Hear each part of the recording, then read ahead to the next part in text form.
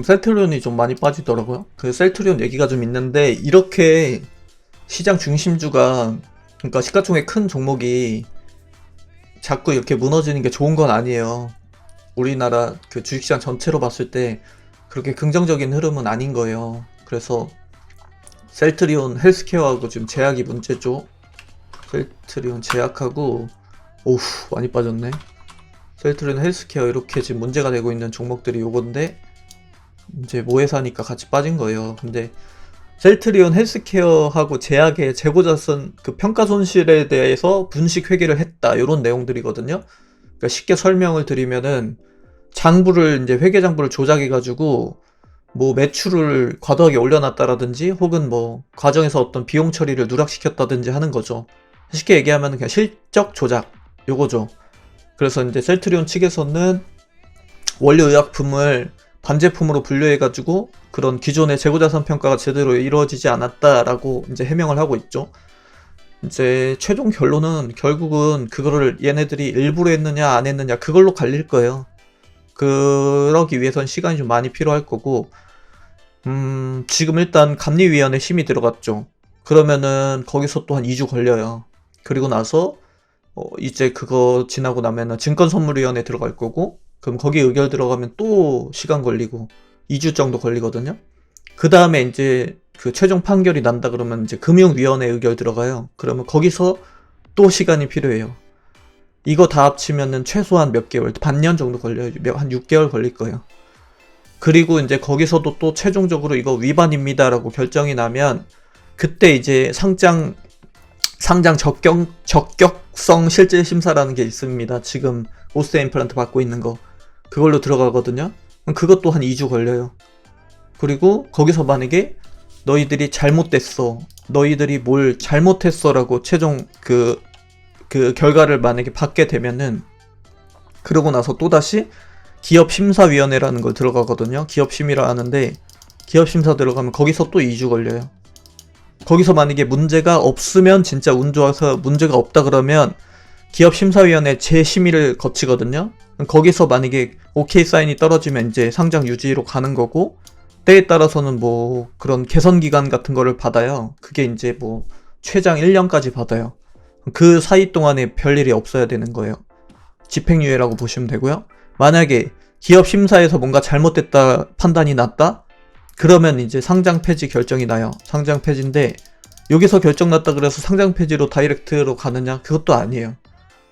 코스닥이면 코스닥, 그리고 코스피면 코스피라 그래서 시장위원회들이 있거든요. 시장위원이 있는데 시장위원회 심의를 또 들어가요.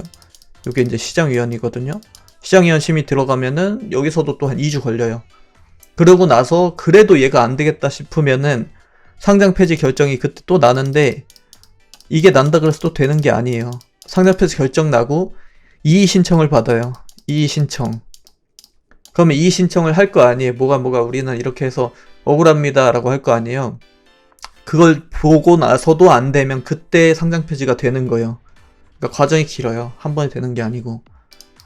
그래서 그런다고 해서 주식이 하루아침에 없어지느냐? 그건 아니에요. 결정되고 나서 정리 매매 기간을 줘요. 그 주식을 마지막으로 정리할 수 있는 기간을 줍니다. 그래서 그거를 하고 나서 상폐가 되는데, 상폐가 된다고 주식이 사라지는 건 아니에요. 주식은 그대로 있어요. 상장만 안 돼 있을 뿐이에요. 아시겠죠? 그러니까 과정이 엄청 길고 오래 걸려요. 당장 뭐 문제 생겼다 그래서 하루아침에 내 돈 다 날아가는 거 아니야? 그렇게 생각 안 하셔도 돼요. 상장이 안 될 뿐이에요. 상폐돼도. 다만 다시 재상장하거나 아니면은 뭐 그 예전에 조선주들처럼 그런 STX 같은 경우, 그런 경우처럼 그 다른 회사에 이렇게 재인수되거나 아니면은 대부분이 이제 그 비상장에서 그냥 전전긍긍 하죠. 그게 한 90% 이상 있죠. 아예 막 회사 자체가 사라지거나 하는 경우는 거의 없어요. 그래서 단 이제 문제는 뭐냐면 상폐됐던 경우에 얘가 기적적으로 좀비 마냥 살아나가지고 재상장한 사례가 없어요. 제 기억엔 한 번도 없어요. 그래서 그게 무서운 거죠. 그러니까 만약에 상폐된다 그러면은 가급적이면 정리매매 기간 때 그냥 없애버리는 게 낫긴 나요. 파는 게 난데, 정리 매매 들어갔다라는 거는 이미 그 기업이 끝장났다라는 거거든요.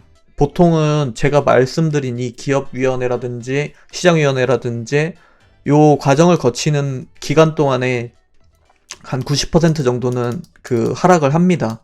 만원짜리면은, 만약에 10만원짜리면 한 만원 돼 있을 거예요. 그때쯤이면 주가가.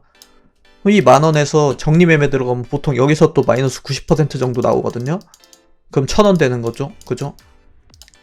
보통 요 정도 돼요.